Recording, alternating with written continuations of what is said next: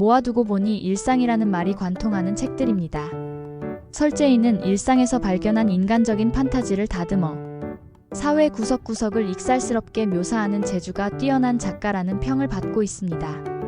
이번 책은 그가 포착한 일상의 멸종에 관한 이야기고, 두 번째 책 세네카 시는 일상을 묵묵히 해내는 것만으로도 평온에 이를 수 있다는 생각을 담았고, 혼자 사는 삶의 일상적 기술을 알려주는 혼자 살기의 정석까지 이번 주에도 세 권의 매력에 빠져보는 것도 나쁘지 않겠네요. 첫 번째 도서는 드롭입니다. 모든 건 내가 평범한 오후에 혼자 집에서 차를 끓이며 시작되었습니다. 나는 그날 창밖을 바라보다 문득 외로움에 사로잡혔습니다. 세상이 돌아가는 모습을 관망만 하고 있던 나는 그저 고독한 1인 가구의 삶을 살고 있었죠. 하지만 그 순간 불현듯 떠오른 생각은 같은 외로움을 공유할 사람들과의 연결이었습니다. 이렇게 시작된 것이 바로 이 이야기 드롭입니다. 이 책에서 저는 제 삶에 깊이 스며든 경험들을 바탕으로 여행을 떠납니다. 가정폭력이나 지방소멸, 그리고 사회의 정상성이라는 잣대에 대한 문제를 마주하게 되었을 때 나는 어떻게 그 어려움을 극복할 수 있을지에 대해 고민했습니다. 미림 한 스푼에서 나는 옥탑방에서 살아가는 어린 시절의 기억을 간직한 여성으로서 어린 아이와의 대화를 통해 버텨낼 수 있음을 깨달았습니다. 그 아이에게는 내가 없었고 나에게는 그 아이가 없었다면 아마도 혼돈보다 더 끔찍한 상황을 견디고 있던 우리에게 구원이자 따스한 종말을 건넬 수 없었을 것입니다. 펑크록 음악에 부푼 꿈을 꿨던 순간들을 다룬 3코드에서는 내 꿈을 한 번도 현실로 이루지 못한 지난날을 되돌아보며 가슴 아팠던 기억을 추억했습니다. 그렇지만 그조차 나만의 소중한 기억으로 간직할 수 있었습니다. 고달픈 삶 속에도 희망은 존재한다는 것을, 비록 그 꿈이 이루어질 수 없더라도 여전히 사랑할 수 있다는 것을 말입니다. 또한 사회의 소외계층을 다루는 이야기는 내게 살아남아 더 나은 세상으로 나아갈 수 있다는 의지를 심어주었습니다. 멸종의 자국은 폭력이 끝나지 않을 것 같은 세계 속에서도 작은 희망이 피어나는 순간을 포착합니다. 여기서 나는 그 희망을 간직하고 모든 어려움을 딛고 살아가는 방법을 배우고 있습니다. 이 책은 단순히 불행의 나열이 아닙니다. 오히려 나 자신을 더 깊이 이해하고 더 많은 사람들과 연결될 수 있는 가능성을 찾아가는 이야기입니다. 여러분과 함께 이 길을 걸으며 우리는 어디서든 삶을 지속할 수 있다는 믿음을 함께 나누고 싶습니다. 이 이야기가 여러분의 마음속 어디엔가 다 작지만 따뜻한 변화를 일으킬 수 있기를 바랍니다. 두 번째 도서는 세네카 시입니다. 나는 하루에 많은 시간을 물속에서 보냈던 사람입니다. 이 책은 내가 경험한 일과 그 속에서 깨달은 철학에 관한 이야기입니다. 처음부터 수영을 잘했던 것은 아닙니다. 수영의 시작은 겨울 새벽, 뼈를 시리게 하는 추위 속에서 이불 속 평온함에 저항하는 것부터 시작했습니다. 아침마다 마르쿠스 아우렐리우스의 말을 떠올리며 과연 내가 이 평온함 속에서 머물러야 하는가라는 질문을 스스로에게 던졌죠. 수영장은 나의 훈련장이었고 동시에 철학적 질문과 실천을 펼쳐 보이는 무대였습니다. 매일 만나는 사람들 중에는 무례한 사람도 있었고 스트레스를 주는 사람도 있었습니다. 하지만 세네카의 말처럼 나는 그들로 인해 흔들리지 않기로 결심했습니다. 아무것도 미루지 말고 매일 삶과 싸워라. 라는 그의 격려는 내 삶의 원동력이 되고 있었습니다. 600일간 수영을 통해 나는 물결을 타는 법을 배우는 동시에 삶의 파도를 헤쳐 나아가는 경험을 축적했습니다.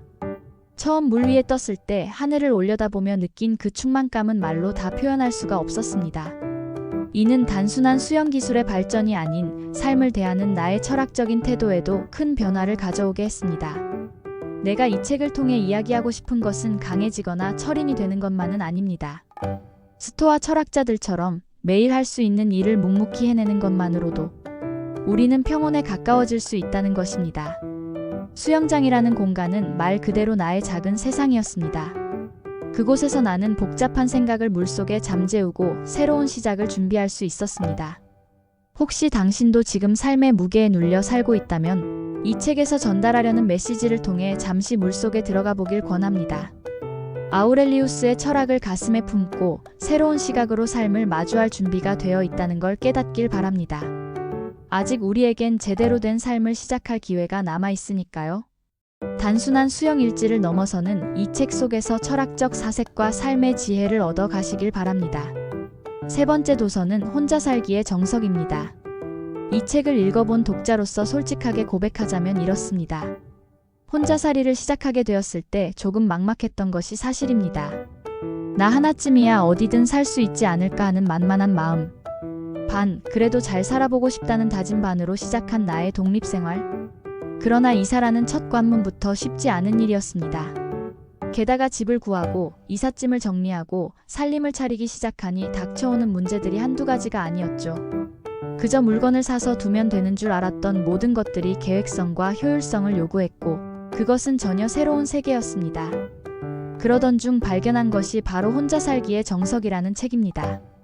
주부이벗은 작은 집이 많은 일본에서 일상의 기술을 향상한다는 취지로 동명의 잡지를 창간해 1917년 100년 넘게 이 분야의 노하우를 축적해 온 출판사입니다. 그래서 주부이벗이 직접 엮고 펴낸 이 책은 내가 혼자서도 무언가 해낼 수 있다는 자신감을 심어주었습니다. 마치 혼자 있는 것이 아니라 누군가가 내 옆에서 살림의 각 과정을 하나씩 알려주는 것 같은 기분이 들었죠. 책은 집 구하기부터 이사까지 그리고 1인 가구가 겪을 수 있는 다양한 상황들을 구체적으로 다룹니다. 내가 가장 유용했던 부분은 역시 식사 준비와 저장에 관한 내용이었습니다. 누구보다 설거지를 미루던 나도 깔끔하게 식탁을 정리할 수 있게 되었고 쉽게 상하는 재료들도 효율적으로 보관할 수 있게 되었죠.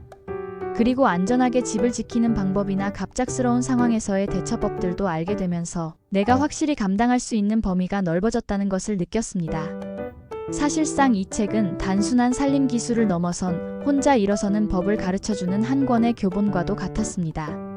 살림은 종종 선택적이라기보다는 필수적인 기술로 다가왔고 그 작은 디테일들이 우리의 일상에 큰 변화를 가져온다는 사실을 깨달았습니다.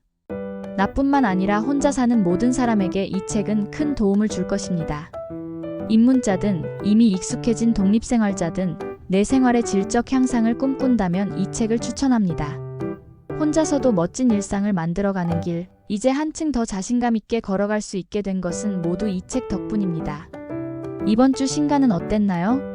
마음을 움직이게 한 책이 있다면 근처 서점에 가서 둘러보세요. 서점을 둘러보면 훨씬 더 다양한 책들이 기다리고 있습니다. 영상 끝까지 시청해주셔서 감사합니다. 좋아요, 구독은 영상 제작에 큰 도움이 됩니다. 감사합니다.